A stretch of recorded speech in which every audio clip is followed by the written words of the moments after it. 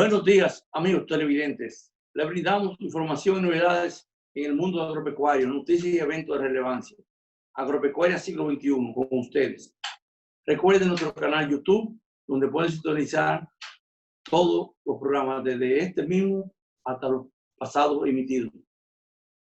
Queremos, en la apertura del programa, mencionarle un tema que ya es vigente, lo que envuelve a todo el país en este momento, las elecciones de 2020. Unas elecciones que vamos a llamar sui generis. Vinieron acompañadas de una suspensión de un primer escrutinio a nivel municipal por falla en un sistema informático. Después, junto a una crisis sanitaria que nos arropó como país, producto de una pandemia a nivel mundial, ha provocado un esquema nuevo de campaña que rompió con todo lo tradicional, que eran las caravanas, los mítines, los abrazos y besos de los candidatos en los barrios, en fin, un esquema nuevo que más adelante habrá que quizás estudiar y analizar. Mañana y desde ahora ya estamos prácticamente, en el momento que ustedes ven este programa, unas 22 horas prácticamente, 21 horas de iniciarse la apertura de las mesas en todo el país. Deben ustedes, de aquí a allá, en todo caso, si no lo han hecho, meditar su preferencia. Piensen quién podrá hacerlo mejor, no solo para ustedes, sino para el país. Deben ustedes ir a votar respetando los protocolos establecidos de sanidad, distanciamiento físico, la desinfección de las manos cada vez que se pueda y retirarse a los lugares desde que se ejerce el sufragio.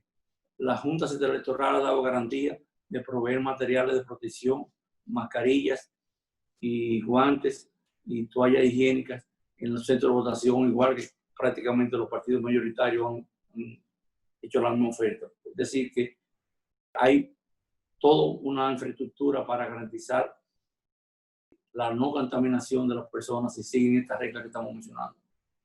Con esto cerramos la apertura y vamos a una breve corte.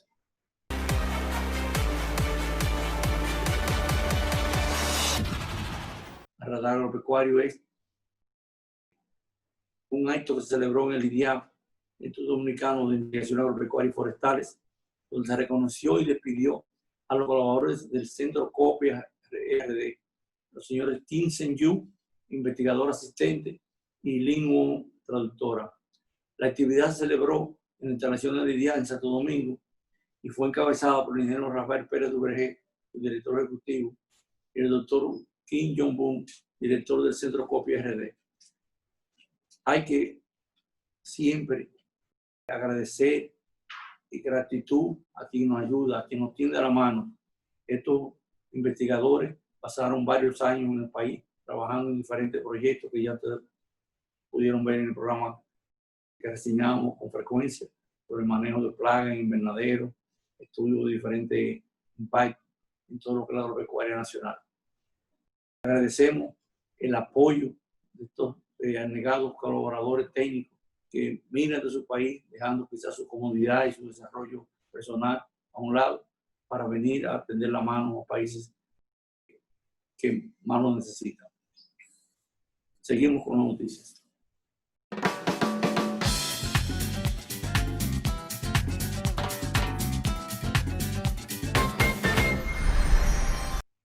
Otra noticia que nos llega es de la Dirección General de Aduanas, que nos dice, como noticia no positiva, que el comercio internacional de la República Dominicana en el periodo de enero a mayo de 2020 cayó un 12.8%. Esta variable del comercio internacional fueron en este periodo, como les explico, y van a escuchar un reporte en este sentido ampliado.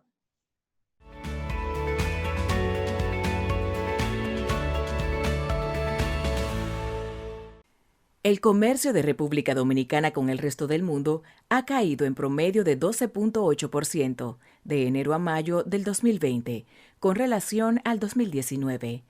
En este periodo las importaciones totales sumaron $7.008 millones, para una caída de 17%, y las exportaciones presentaron una caída de 8.5% y totalizaron $3.714 millones.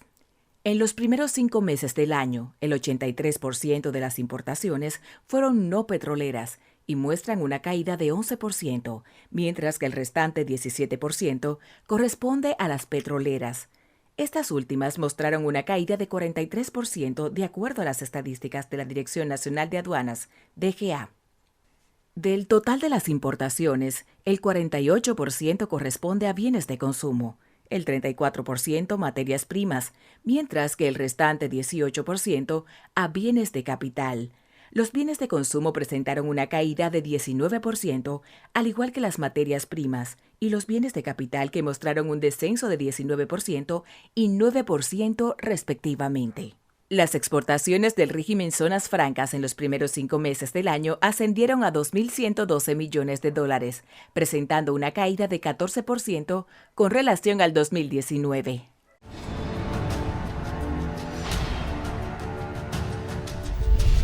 Amigos, cerramos el radar con una noticia positiva y de mucho valor.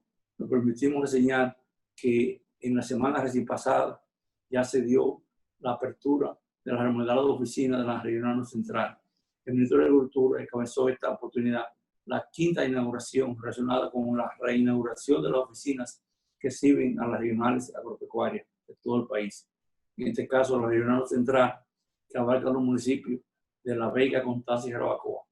Vamos a escuchar y ver una reseña de este año.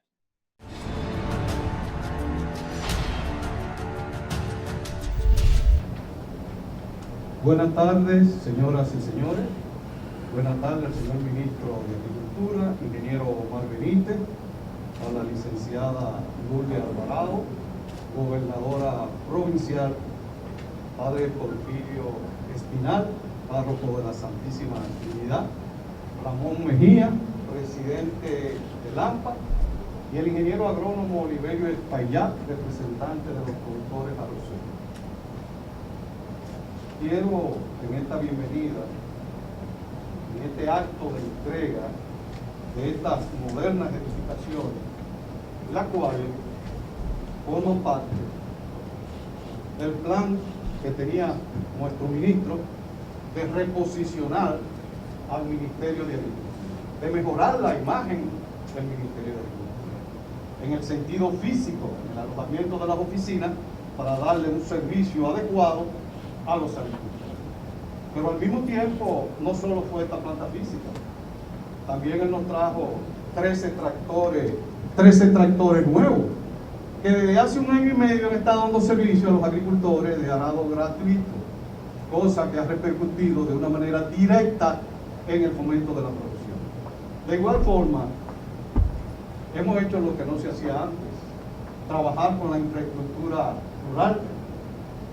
Hemos trabajado permanentemente en lo que es la construcción de los caminos, lo que es la retroexcavadora haciendo limpieza de drenaje y haciendo canales, y últimamente un plan que nos trajo el ministro que fue de construir lagunas. Ya llevamos más de 30 lagunas construidas,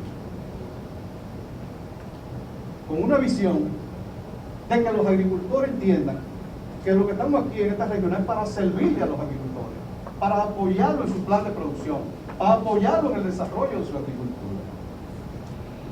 Quiero brevemente señalar esta regional, la zona, era inicialmente la zona de La Vega, así fue como comenzó, dependiente de la regional norte. Aquí estuvo inclusive don Francisco Gómez Estrella, que fue subsecretario y que hizo una gran labor para que se reconociese la importancia de esta región desde el punto de vista agrícola. Después, en el ministerio del ingeniero agrónomo Hipólito Mejía, tiró una resolución, la 39-80, donde él creaba esta oficina regional, esta dirección regional. Pero se quedó con las infraestructuras que tenía de la zona, que era una oficina pequeña. De tal manera que ahora es, en este momento, que se le está dando la importancia que merece esta regional. Esta oficina de hoy es un paso pequeño en la mejoría que todos queremos. Ahora nos queda cuidarla, y se lo pido a los técnicos, al personal de apoyo. Cuando ustedes vean que en un baño el manubrio del inodoro se dañe, repórtelo, repárelo, para que no se deteriore. Mantengamos esta oficina así limpia, para que sea digna de ustedes. Quiero decir que todo esto se debe a una política diseñada por un gobierno que encabeza una persona muy identificada con el campo dominicano. Yo lo digo con propiedad. No había visto un presidente que tuviera tanta identificación con los agricultores. No lo había visto. Y quien le habla ha sido asesor de los últimos 5 presidentes de la República, de Balaguer para acá. No lo había visto. Y lo puedo decir con calidad moral. Yo no soy político. Pero lo digo que eso es fruto de esa política. Cuando le dije a Danilo Medina de la oficina, me dijo, dale para allá, te voy a apoyar. Los equipos pesados, vamos a ver, los tractores. Es más, un día, en una asociación de agricultores, en una visita, estaba viendo al presidente un tractor. Presidente, yo digo, presidente, yo no le doy ningún tractor. ¿Para qué tú quieres un tractor? Para preparar la tierra. La agricultura tiene tractores, te van a preparar gratis. ¿Por qué? Porque hay tractores que se le dan a asociaciones y se le raja una goma y el tractor se pudre ahí porque no tiene los 30.000 pesos para comprar la goma. Entonces, él me dijo a mí, no, hermano, mientras tú no tengas 30, 40, 50 tractores en cada regional para dar servicio, hay que seguir donando los tractores a la gente. ¿Cuál es la visión que tiene el presidente? Cambió la política de crédito. El Banco Agrícola, que era la primera institución del sector, tenía una cartera de 6.900 millones de pesos en el año 2002. Hoy la cartera supera los 30.000 millones. Pero no solamente eso, sino que la tasa de interés, que era el 18%, hoy la tasa de interés es al 8%. Y ahora con la pandemia, cambiamos la política con la aprobación de él. Ahora, los préstamos Banco Agrícola, que eran 5 años, para la institución puede reestructurarse hasta 12 años. Ahora tú puedes conseguir un préstamo Banco Agrícola hasta 12 años. Y si el proyecto es bueno y tiene garantía hipotecaria suficiente, hasta 15 años, que solamente se da a la gente que compra vivienda. Quiere decir que la política y Danilo Medina ha hecho un aporte al país. Se va, él sale, termina su gestión de gobierno, ahora el 16 de agosto, pero él nos ha señalado un camino. Yo quiero terminar esta compartir con ustedes diciendo, señores, a trabajar.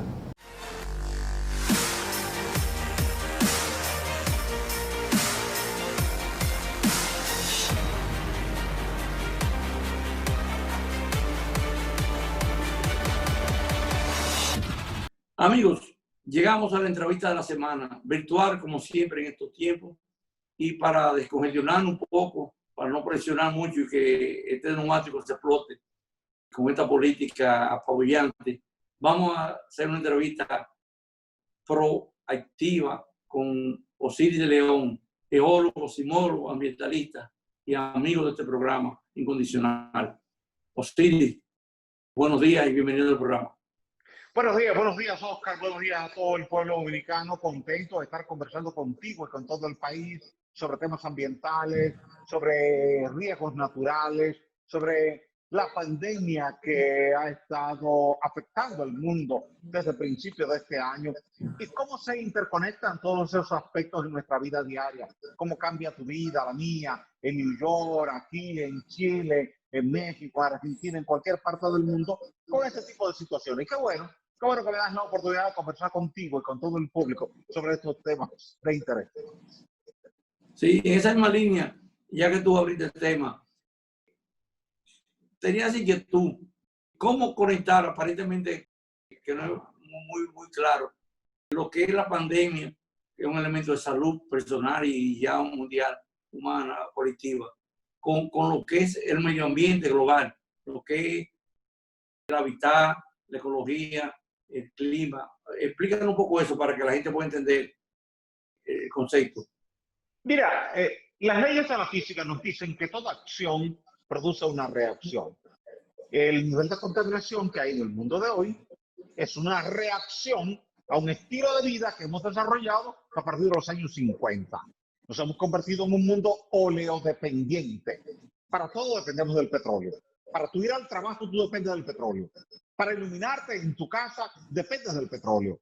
Para hacer este programa de televisión tú dependes del petróleo porque es el que aporta la energía con la cual se alimenta el sistema donde tú estás y donde yo estoy. Ahora bien, siempre hay un efecto secundario, siempre hay un efecto colateral. Y es que en el proceso de combustión de esos elementos fósiles, petróleo y carbón, que a veces es gas natural, estamos emitiendo altos niveles de dióxido de carbono, de óxido nitroso, de dióxido de azufre, de monóxido de carbono, y todo eso va produciendo un impacto negativo a la sociedad. Pero cuando te llega una pandemia que obliga a paralizar el mundo, en Estados Unidos, en China, en Rusia, en India, que son las naciones con mayor población, tú puedes notar inmediatamente desde el satélite una drástica caída en los niveles de emisiones de gases de efecto invernadero y de gases contaminantes en sentido general. Fíjate tú cómo ciudades donde el cielo no se veía, como Beijing en China, como Santiago de Chile en Chile, y como el Distrito Federal o Ciudad México, capital de México, que el nivel de contaminación es tan alto que tú nunca puedes ver el cielo, no puedes ver las estrellas. De repente, con esta pandemia, tú podías ver el cielo, porque los autos estaban en las marquesinas, las industrias estaban paralizadas, no había un nivel de emisión de gases que pudiera concentrarse en la atmósfera. Por tanto, el viento se estaba encargando de limpiar el aire junto con la lluvia, y de esa manera ya tú podías ver que estaba mucho más limpio. Se midió con el satélite Copérnicus y se encontró que, por ejemplo, en el norte de Italia, que era donde más impacto tenía la pandemia respecto a Italia, como todo el mundo estaba en cuarentena, se cayó drásticamente el nivel de contaminación del aire. Pero se pudo ver en Beijing. En Beijing, el nivel de dióxido de carbono se cayó en un 25%. Pero el óxido nitroso se cayó entre un 70 y un 80%. En Bogotá, Colombia, el óxido nitroso se cayó un 80%. En la zona de Barcelona y el noreste de España se cayó un 60%. Una señal clara, inequívoca, porque viene de mediciones, de que en la medida en que el ser humano hace una pausa en su vida diaria, en su esquema productivo, en su esquema de desarrollo, el medio ambiente también recibe una pausa en ese castigo diario que le damos con el alto nivel de contaminación. Por tanto, hemos aprendido una lección dentro de esta pandemia, que cada cierto tiempo tendremos que hacer una pausa en nuestro estilo de vida, dejar los autos por un día, porque ha quedado probado, Oscar, que si tú estás un mes encerrado en tu casa, el mundo no se va a acabar como pensábamos años atrás. No, yo no puedo dejar de salir de mi casa, yo no puedo dejar de ir a mi empresa, no puedo dejar de ir a mi industria. Pues sí, en Estados Unidos se pudo, en Rusia se pudo, en la India se pudo, en China se pudo, aquí se pudo, en Latinoamérica se pudo, en Canadá se pudo, y el mundo no se acabó. Lo que quiere decir que cada cierto tiempo la comunidad política y la comunidad científica ambiental tendrán que ponerse de acuerdo en darle un respiro al aire. Y que cada vez que tengamos altos niveles de emisiones de gases contaminantes medidos por el Observatorio Mauna Loa o por el Observatorio Europeo, entonces convoquemos a la sociedad a una pausa. Y que esa pausa sea por el bienestar primero de tu salud y de la mía. Mientras más contaminado está el aire, más contaminados están tus pulmones y los míos. Y la gente tiene que hacer conciencia de esa realidad. Comenzando con la clase médica, que es la primera que tiene que llevar esa prédica, ese discurso, ese mensaje de que mientras más contaminado está el aire, más se afecta nuestro sistema pulmonar y nuestra vida se va acortando. Quiero decir que, resumiendo el tema, te diría que la data científica tomada desde satélites demuestra, confirma, certifica que hubo una reducción significativa en los niveles de contaminación del aire mientras estuvimos en la pausa del coronavirus y que en consecuencia eso tiene que ser un referente para que en lo adelante la sociedad, cada cierto tiempo, cuando haya picos en los niveles de contaminación, convoque a la población a una pausa en los niveles de producción. Claramente. Pero hay un asunto, por ejemplo, que uno ve Europa, que es prácticamente el continente que está a la cabeza de lograr reducción de las emisiones, y se pone una meta al 2050 de cero emisiones, en un punto neutro en que las emisiones sean menores o igual, en todo caso, que la reducción. Y así, pero tú dices, 30 años faltan. Si ahora el mundo ha visto este impacto con producto de cuando se restringen las actividades, ¿por qué no acelera este proceso? Pero masivamente, al costo que sea, que tiene que ser lógicamente menor que el que tuvimos ahora. Porque tú dices, bueno, 30 años, pero vamos solo en 10. ¿Por qué no se puede en 10? ¿Sí? Y lograríamos ese mismo impacto de lograr lo que se ha logrado ahora. ¿Sí? Porque hay que ver la salud. Así es. La pandemia nos empujó a una realidad no prevista. Nadie previó esta realidad. Tuvimos que someternos contra nuestra voluntad. Pero la realidad fue que vimos los resultados. Dentro de un resultado negativo de 10 millones de contagios y de medio millón de muertes, tenemos un resultado positivo en el sentido de que el medio ambiente ha ido afectándose positivamente. Cambiamos de lo negativo a lo positivo y aprendimos una lección. La ciencia siempre aprende de la práctica diaria. Y eso que vemos como práctica diaria lo incorporamos en fórmulas, en ecuaciones, en procedimientos para la aplicación en la vida diaria. El coronavirus nos enseñó que haciendo una pausa en la industria eléctrica, haciendo una pausa en el transporte, haciendo una pausa en los núcleos urbanos, haciendo una pausa en los sectores productivos, también se hace una pausa en los niveles de contaminación que afectan el aire y que afectan a cada nación. Claro. Saltando a otro tema, pero también vigente y tú muy conocedor de él. Tú sabes que tenemos, tú lo has tratado tanto en este programa y otro, lo que es el riesgo latente de un fallo telúrico sobre la isla, sobre el área de todo lo que es el Caribe, Gran Central, falla geológica sobre República Dominicana y Haití, básicamente. En este sentido, ¿cómo tú ves esto, la previsión de la situación? ¿Qué hemos hecho en este sentido para evitar la llegada, como se prevé, que ya estamos pasados según una fecha, de que era 50 años y ya han pasado más de 50? ¿Qué tan cierto este pronóstico?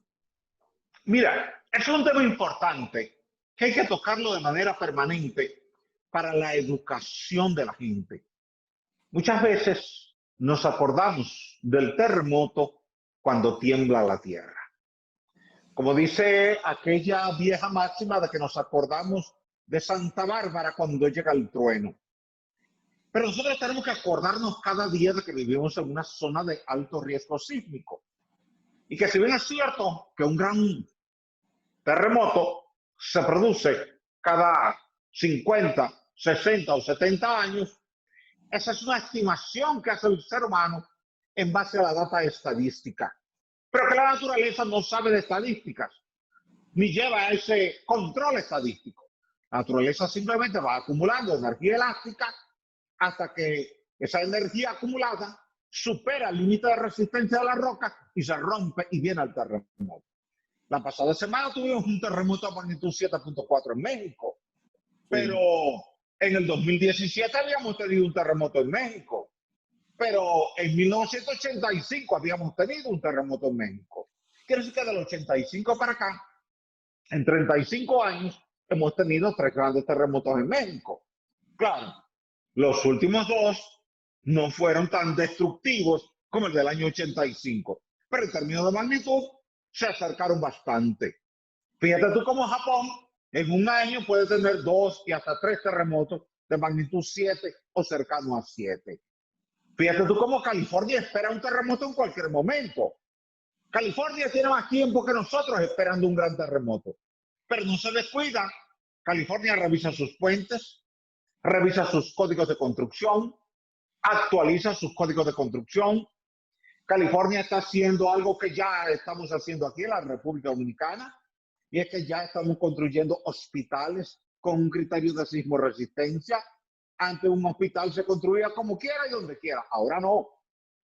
Ahora se está evaluando la respuesta sísmica del lugar. Se está cortando el suelo malo. Se está poniendo una platea. Se están poniendo los primeros segmentos de columna, después un aislador sísmico y después el resto de la estructura.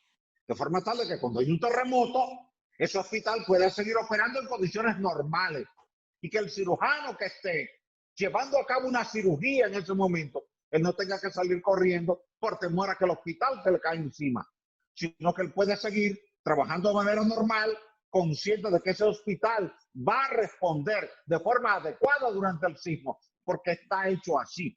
Pero el Código de Chile ya lo prevé. Ya en Chile no se construye ningún hospital que no sea sismoresistente. En Perú, por igual. Y en Japón, por igual. Quiere decir que con cada nuevo evento sísmico mayor en alguna parte del mundo, vamos aprendiendo algo nuevo en la lección y lo vamos incorporando en nuestro código de construcción. Pero nos falta convencer permanentemente a la población de que la población tiene que ser parte de la solución. Y que tú y yo, como ciudadanos que vivimos por ahí en Cristo Rey, en los Alcarrizos, en la Ciénaga, en los Guandules, no debemos estar levantando construcciones vulnerables, buscando el albañil del barrio, porque ahí no hay ninguna garantía en materia de ingeniería.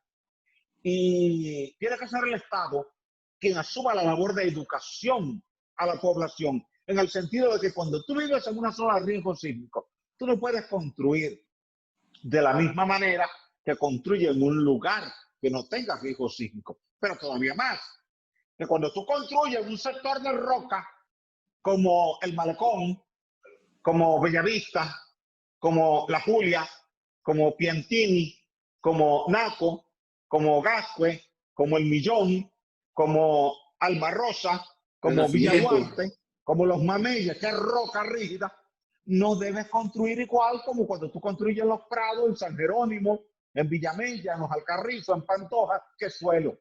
Que la gente aprenda eso de origen, desde la escuela primaria. Que el niño sepa, aprendido en la escuela eso, que las casas que se caen son las que están levantadas sobre suelo. Con el terremoto de Puerto Rico, en enero de este año, tuve que viajar inmediatamente a Puerto Rico. Y allí me reuní con las máximas autoridades de Puerto Rico. Y comenzamos a visitar los lugares afectados. Y les mostré que cada comunidad afectada, Guancha, Guayanilla, Yauco, Ponce, estaban sobre suelo. Y que las casas, por más que estaban sobre roca, se quedaron intactas. Mire, esto es suelo. Y llevamos un sismógrafo y colocamos un geófono y medimos velocidad de propagación de la onda sísmica. Yo, mire, esa escuela que se cayó aquí en Guánica con un sismo de magnitud 6 no debió haberse caído. Debió haber resistido un sismo de 8. Pero como estaba sobre ese suelo y no se reforzó perimetralmente el muro, entonces el muro falló. Que la sociedad aprenda eso y que no entienda que es que tú y yo estamos en contra de la construcción, sino a favor de la protección tuya en tu casa, de tu hijo médico en el hospital y de tu hijo estudiante en la escuela. Que cualquiera que sea la obra que estemos levantando, el primer criterio a tomar en cuenta sea la sismoresistencia. Y la sismoresistencia va a depender siempre del tipo de suelo donde tú estés. Porque la Biblia te dice en el Evangelio de Mateo, capítulo 7, versículos 24 al 27, que el hombre prudente construye su casa sobre la roca y que el hombre insensato construye su casa sobre la arena. Y si eso fue escrito hace 2000 años, ¿por qué no lo hemos aprendido y lo hemos puesto en práctica? Claramente. Es cierto, Siri, que hay un eje separador, así casi, yo diría, predeterminado de que la 27 de febrero hacia el norte y hacia el sur divide a la ciudad en esos dos factores. De la 27 hacia el sur, hacia el mar, es roca, y de 27 de febrero hacia el norte sería todo lo que es arcilla. Algo parecido.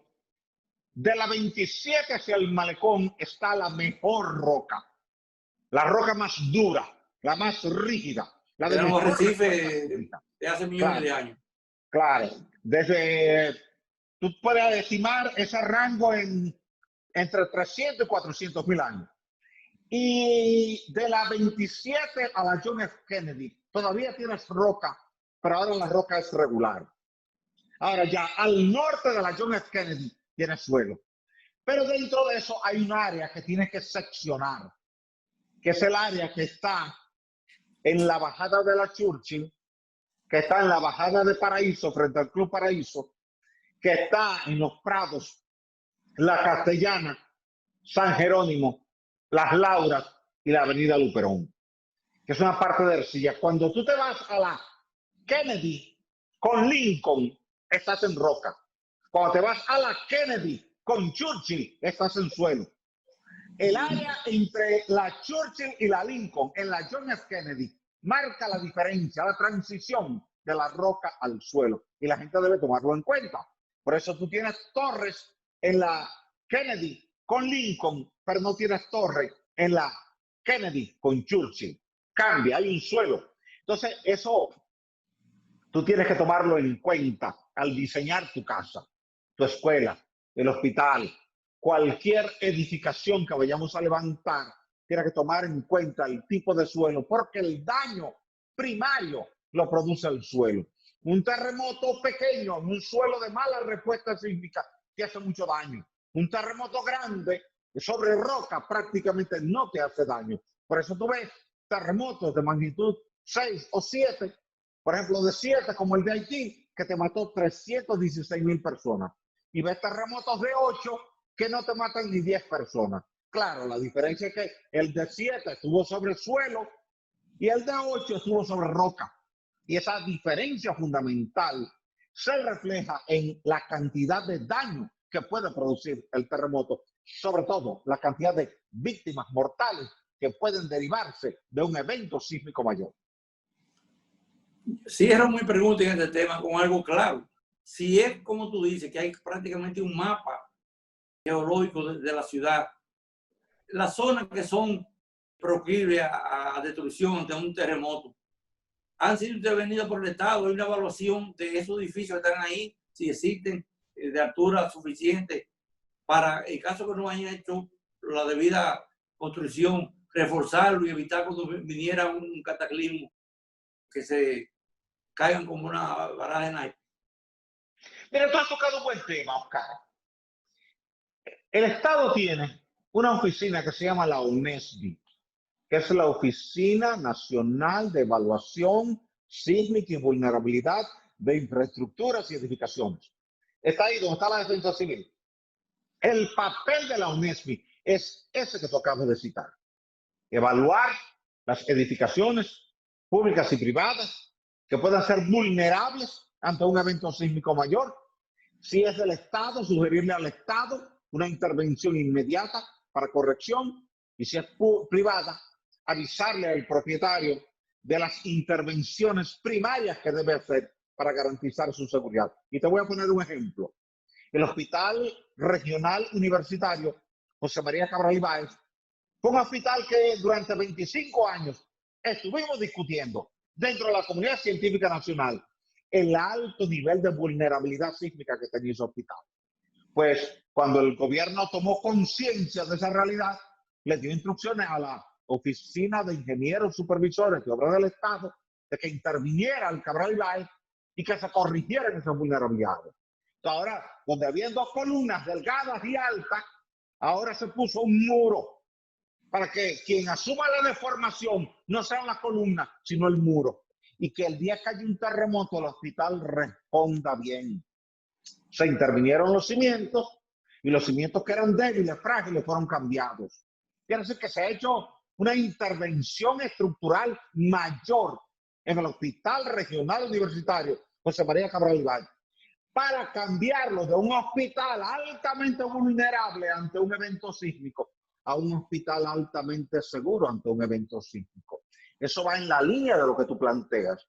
Ese modelo tenemos que llevarlo ahora a las escuelas, tenemos que llevarlo a las torres, tenemos que llevarlo a los edificios multifamiliares, de forma tal de que vayamos construyendo conciencia en nuestra sociedad del alto nivel de vulnerabilidad que tenemos frente a la sismicidad y que comencemos a hacer los correctivos pertinentes.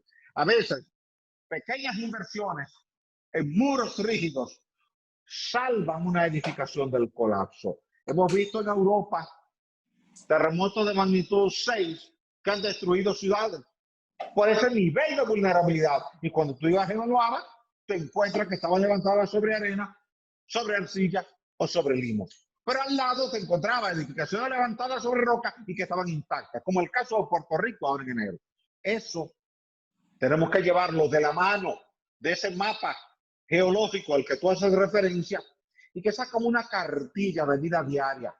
Que cuando tú vayas a alquilar una casa o un apartamento o a comprar una casa o un apartamento, lo primero que tú preguntes es, ¿cuál es la respuesta sísmica de este lugar? Y que tú puedas ir al Ministerio de Obras Públicas en un espacio abierto, sin consultar con nadie y sin pedir permiso a nadie, un departamento que sea de libre acceso para todo el mundo, y tú pones ahí la dirección, la calle y el número donde tú quieres alquilar un apartamento o comprar un apartamento y que te diga el nivel de vulnerabilidad sísmica que tiene ese lugar. De forma tal de que tú prefieras comprar o alquilar donde te sientas más seguro y no donde te sientas más inseguro. Ese es un tema con el cual hemos estado trabajando en este último año. Muy bien, muy interesante esa idea. Osiris, vamos a una brevísima pausa y retornamos con otro tema para el cierre de la entrevista. ¿Cómo no? Bien.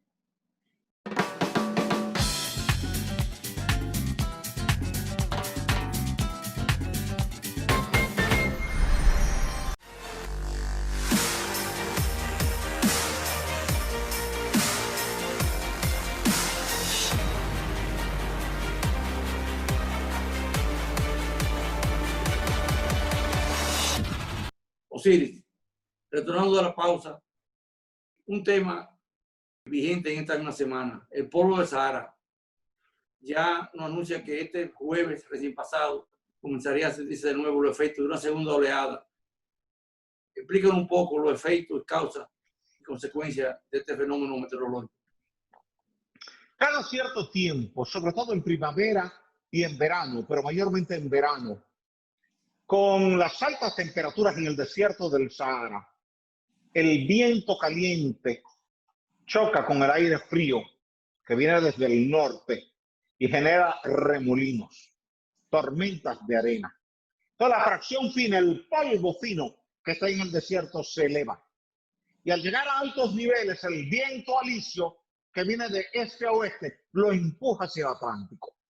Y se monta en esa corriente de viento y como son partículas muy finas, PM10 y PM2.5, es decir, micropartículas de 10 micrones, 10 millonésimas de metro, y PM2.5, que son micropartículas de 2.5 millonésimas de metro, se mantienen en suspensión, mayormente cuando el aire está seco.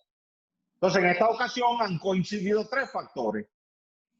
Temperaturas muy altas en el desierto de Sahara, flujo de vientos muy fuertes y un aire seco. Eso ha generado las peores tormentas de polvo del Sahara que hemos tenido en los últimos 50 años. Y ese polvo ha cubierto todo el Caribe, todas las Antillas Menores, Islas Vírgenes, Puerto Rico, República Dominicana, Haití, Jamaica, Cuba, la parte norte de Venezuela y de Colombia, todo Centroamérica, el área de Belice y el área de Cancún, el área sur de la Florida y gran parte del Golfo de México. El peor efecto lo tuvimos el martes de la pasada semana, cuando tuvimos concentraciones de hasta 200 microgramos por cada metro cúbico. Tú no podías ver desde Naco a Piantini, y desde Piantini no veías a Naco. Desde Bellavista no veías La Julia, y desde La Julia no veías a Bellavista. Desde la Pucamaima en Santiago no veías el monumento. Desde el monumento no veías la Pucamaima. En una distancia de 200 metros tú no distinguías un edificio. Ha sido la peor tormenta de polvo del Sahara que hemos tenido en 50 años, tanto así que la prensa internacional nos consultó al respecto para Telemundo. Un reportaje amplio, detallado, sobre esa situación particular que no se veía desde hacía décadas. Eso implica que una gran cantidad de polvo silicio, de dióxido de silicio, el mismo material con que se hace el vidrio, los cristales, las copas, viene suspendido. Pero la sílice es muy abrasiva, porque en la escala de Mohs, la escala de dureza, tiene un valor de 7. Eso implica que ese polvillo fino, muy fino, si entra por tu vista, te irrita las mucosas de la vista. Y tú comienzas a tener ardor y enrojecimiento y picazón en los ojos. Pero igual te pasa en las fosas nasales, igual te pasa en la boca y en la garganta. Por eso había mucha gente tosiendo, porque había estado en la calle, había hablado bastante. Al aspirar le entraba mucho polvo fino, porque siempre se recomienda que cuando hay una tormenta de polvo del Sahara en la región del Caribe, la gente se provea de una mascarilla KN95, que es una mascarilla que tiene un filtro que te permite filtrar el PM2.5. ¿Cuál es el peligro del PM2.5? Que tus vellos de las fosas nasales no pueden filtrarlo, no pueden bloquearlo. Entra, se va al sistema bronquial y desde ahí entra a los alveolos y va al torrente sanguíneo. Entonces comienza a producirte problemas en tu sistema respiratorio, sobre todo para el que sufre de asma, de enfisema, de bronquitis, de pulmonía o una gripe muy mala, o los que durante esta etapa están afectados por la COVID-19. Porque tú sabes que en los casos agravados de la COVID-19, lo que más se afecta es el sistema pulmonar y tiende a producir una pulmonía bilateral.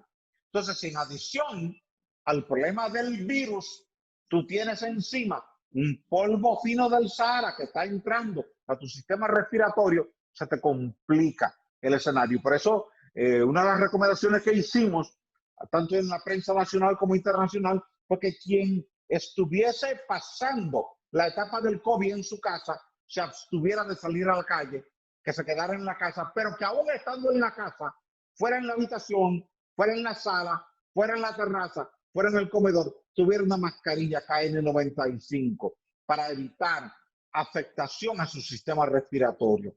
Porque la sílice, por ser tan abrasiva, tiende a producirte daños internos y por eso siempre se recomienda, desde el punto de vista clínico, no exponerse largo tiempo a un aire que esté cargado de polvo sílice, porque puede degenerar en el mediano o en el largo plazo una enfermedad que se llama silicosis. Por eso en las minas, donde hay alto contenido de sílice, nunca se deja un trabajador de más de 10 años trabajando ahí, porque si está todos los días respirando ese polvo silicio, él termina afectado de silicosis y termina muriendo. Quiere decir que lo que se recomienda a nivel clínico es que cuando hay muchos polvos del Sahara, como estamos teniendo actualmente, es usar una mascarilla KN95, que trae un filtro especial interior que filtra las micropartículas del tamaño de 2.5 micrones.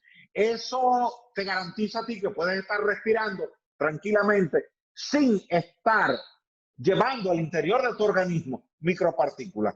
El que pueda comprar una mascarilla de estas son mucho mejores, porque estas, además de que tienen una protección exterior, tienen también otro filtro interior. Y este filtro interior es también para PM2.5. Quiere decir que viene ya indicada por el fabricante para filtrar el PM2.5 con este filtro. Puedes ver el filtro de ambos lados, de este lado y de este lado. Entonces, mientras tú estás respirando con la mascarilla puesta, el polvo fino del Sahara se queda afuera y no penetra a tus fosas nasales, ni penetra a través de tu boca. Por tanto, no te produce resequedad en la garganta, ni te lastima la garganta, porque esa sílice es abrasiva, ni te afecta las vías nasales, no te produce una rinitis aguda, una comezón permanente, ni te produce esa tos aguda en la madrugada.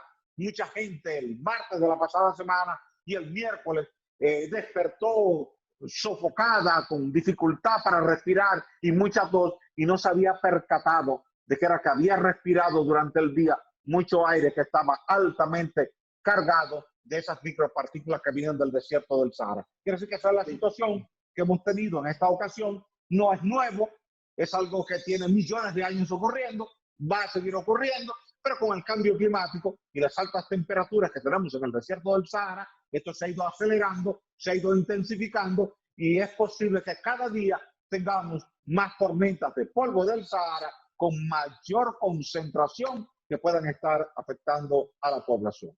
Sí. Osiris, concluimos la entrevista, pero en un minuto, mañana tenemos en 20 horas prácticamente ya inicio de elecciones generales, donde el país va a elegir nueva autoridad por los próximos 4 años. Tu opinión relacionada con lo que es el medio ambiente y la ecología y el hábitat. 3 líneas que tú recomendarías a quien tome el Poder Ejecutivo para enfocarse en mejorar un mejor país en este sentido. Número 1, aprobar la ley de agua, que está conocida por el lado de las cámaras, pero falta todavía. Seguro. Conocer y aprobar la ley de ordenamiento territorial, que está también en el Congreso hace mucho tiempo. Y conocer un modelo de actualización de nuestro sistema de áreas protegidas en función de lo que es la realidad actual de nuestras áreas protegidas, porque tenemos áreas protegidas que las definimos en los años 50, no hemos revisado esos modelos, no sabemos qué tanto se ha beneficiado o perjudicado el área, y tenemos que hacer ajustes en diferentes áreas protegidas que tenemos en la República Dominicana. Pero a la par, necesitamos también una ley de sistemas de gestión de desechos sólidos y desechos líquidos para que nuestros desechos sanitarios no vayan al agua subterránea, ni nuestra basura estén yendo a un vertedero como el de Duquesa o como el de Rafey, sino que vayan a una planta recicladora o a una planta productora de energía donde se quemen esa basura para convertirlo en energía eléctrica. Perfecto, totalmente de acuerdo con tu idea, pero esos temas los tocaremos más ampliamente y después del 16 de agosto, como dice. Así será, Dios mediante. Gracias por tu participación, tus interesantes aclaraciones y informaciones al público sobre estos temas. Gracias inmensa, Oscar. Gracias a todo el público y agradecido de la oportunidad que me da de conversar contigo y con todo el pueblo dominicano. Hasta la próxima, si Dios lo permite. Bien, amigos, concluimos con esta entrevista, el programa de esta semana. Muchas gracias por su atención. Le esperamos el próximo sábado a esta misma hora. Muy buenos días.